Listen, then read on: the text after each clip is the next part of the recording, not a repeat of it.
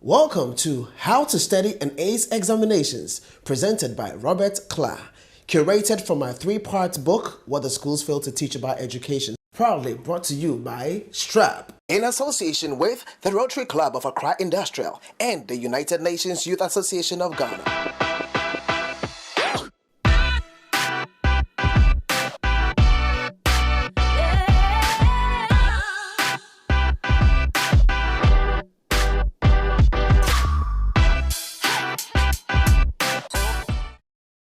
Previously in this course, we looked at study technique, that is effective ways of learning with comprehension.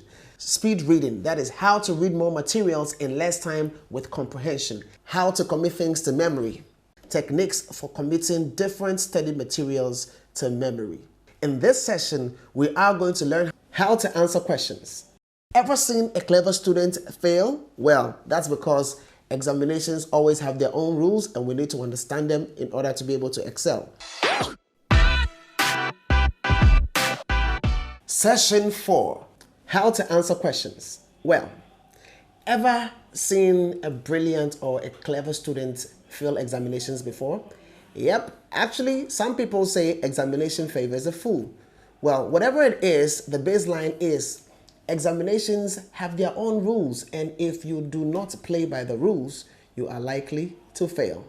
All right, so since you'll never be present when the examiner is marking your examinations paper, it is quite important that you understand what the examiner is looking for and to understand the rules of examination so that your answers will not need anyone explaining anything, but they will speak for themselves.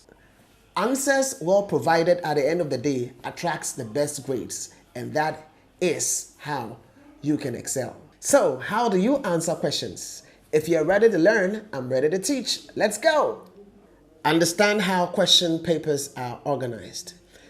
To be able to answer questions, one of the key things you need to do is to understand how a question paper is organized. Without that, you're probably going to have challenges. So first of all, question format, all right?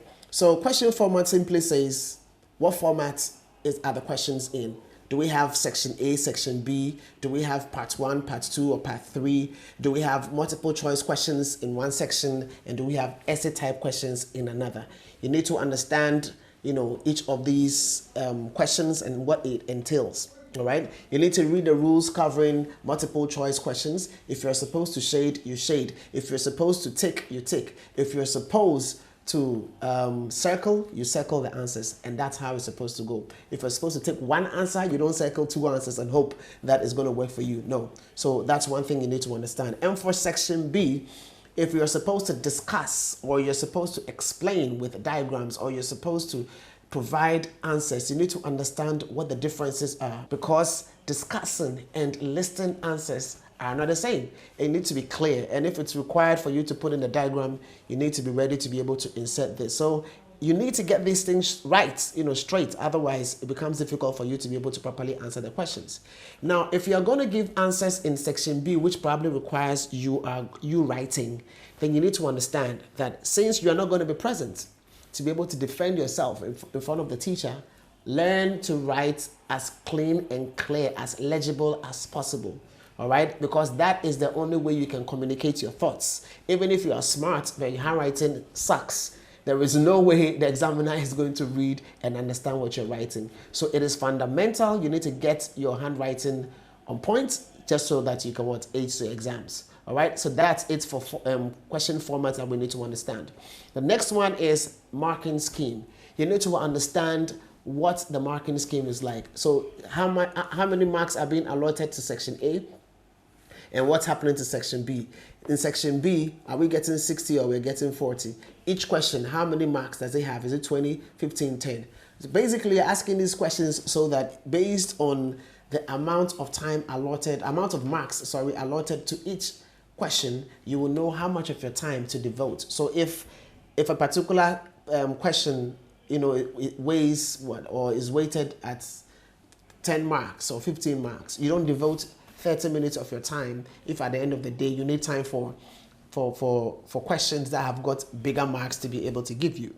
So that's what you need to be able to understand so you can apportion your time appropriately And then at the end of the day, you'll be in a position to be able to ace your exams.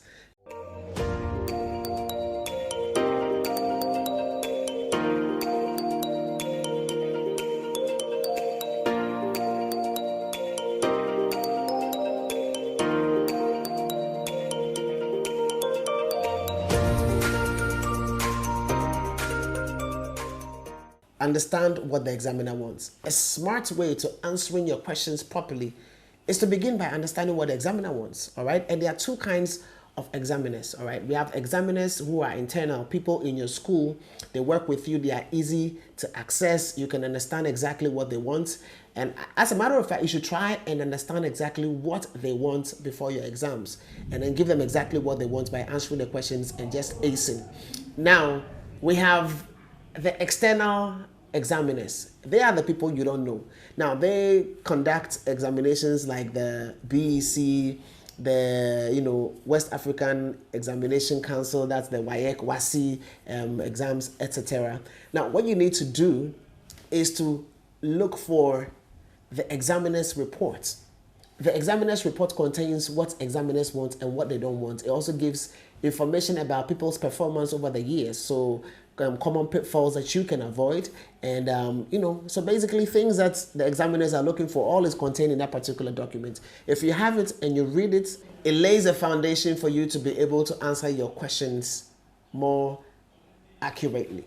So that is what you need to be able to do. Get your examiner's report. Or the other thing you need to also note is get your syllabus. The examiner is going to test you on your syllabus. Now, the funny thing is that most of us go to school without really knowing the full syllabus, what you are supposed to be learning from Form 1 to 3 in terms of, year 1, year 2, year 3.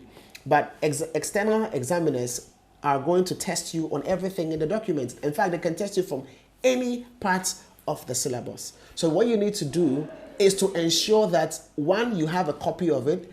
Two, whether or not your teacher finishes the syllabus, you should work on finishing it. So even if it means having extra classes or having your own study documents, well done and planned out, so that you learn on your own, go ahead and do that. Because the baseline is the examiner does not care whether you finish or not. They will bring the tests, and it's your responsibility to answer. And since it is your education, you cannot take it for granted. So make sure you get a copy of the syllabus and conquer it.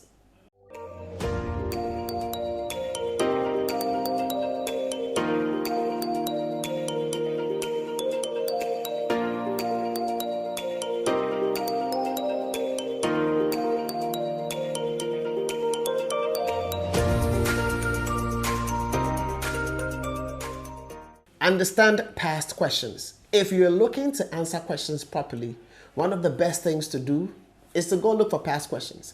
I love the fact that past questions are available, and they also have answers to these past questions. So you can look at the questions and you can look at the approach, the answers that have been given. Now, when you look at the questions and you look at the answers, at the end of the day, the two put together helps you understand how to answer questions, appropriately. In other words, it helps you understand what examiners are looking for. So here are 4 things that I think are fantastic about past questions. 1, it gives you a foretaste of what you are likely to experience. All right? It helps you. You know exactly the nature of questions you are going to get, or the way questions are asked, etc. So past questions are good. Just don't let them go. All right? Utilize them to your advantage. 2, it enables you to assess your level of knowledge. Sometimes you think you know, and then when the test comes, you discover that, you don't know. So what to do is very simple. Utilize the past questions, try them on your own, and assess your own level of knowledge. It is important. 3, it enables you to assess your performance under pressure. Pressure is one funny stuff. Sometimes, you have everything on point, and when pressure comes, all of a sudden your memory goes blank. Pressure comes, you're writing, but your hands are shaking, and so it is no more clear. Pressure comes, and you just can't function well. All of a sudden, your ability to function well is just not on point. All we are saying is this: try answering a lot of past questions, be used to it. And once you keep on doing this, it becomes easier. You become more comfortable with it. And when you become more comfortable, it enables you at the end of the day to be able to perform well in exams. All right. So test yourself under pressure. It is important. And then the last point is that sometimes you just might get lucky because a question might be repeated. Maybe it might be rephrased, but the substance might just be the same. So basically, past questions will offer you an opportunity to be able to get some questions repeated. So bury yourself in past questions for all of these benefits, all right? And you cannot go wrong.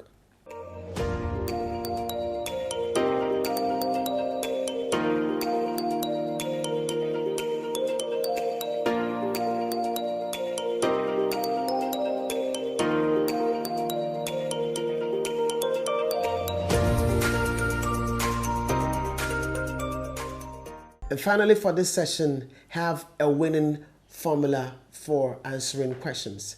So I developed something a while back, and about answering questions. It's called the Klah. Well, I like acronyms a lot. Klah is my approach to answering questions. Everybody's got how they answer questions, and mine is the Klah, model. All right. So some people want to start first of all by answering their objectives, and then they come to section B. I like to go to section B first.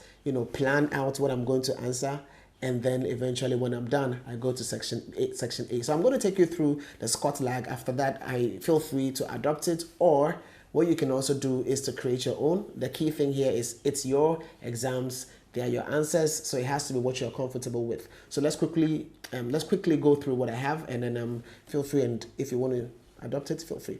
All right, so Klah, the S stands for survey the questions in section B. So yes, like I said, I like to start from section B. So you survey the questions. So what are the questions? All right, so which one can you answer? Which one can you not answer? All right, now choose comfortable topics you can ace. So it's very simple. Look at the topics, see the ones that you can easily ace, all right? And organize your answers by writing out points on the question paper. So you have the same question paper, you take your pen or you take your pencils, the questions that you have chosen, begin to write the answers, down, like the points. So, it's easier for you to recall all the things you want. So just write the things down. Sometimes when you finish writing down, you realize that some topic that you didn't think was so good, you have more points than the other one that you probably liked, that kind of stuff. So once you write them down, it becomes easier to select the most appropriate and zoom in on action.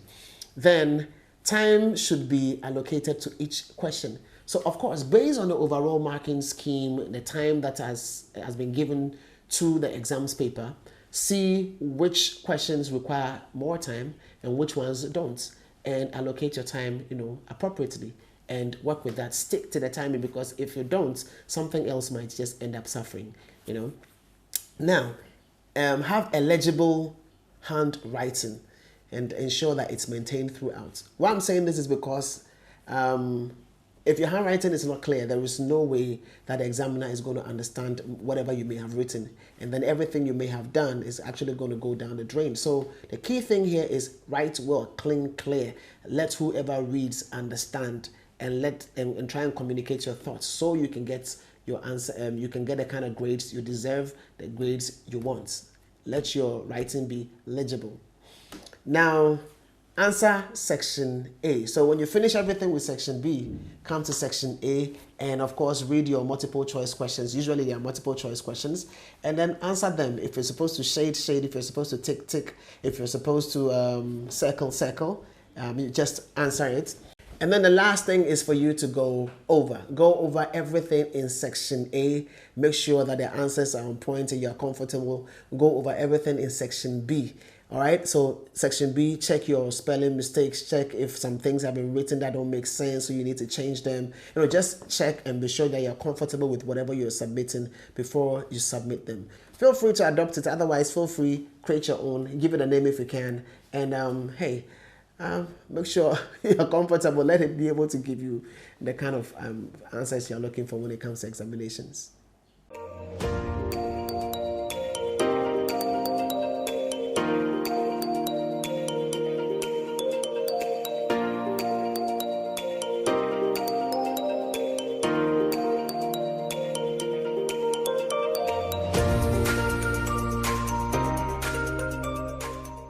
So to recap how to answer questions,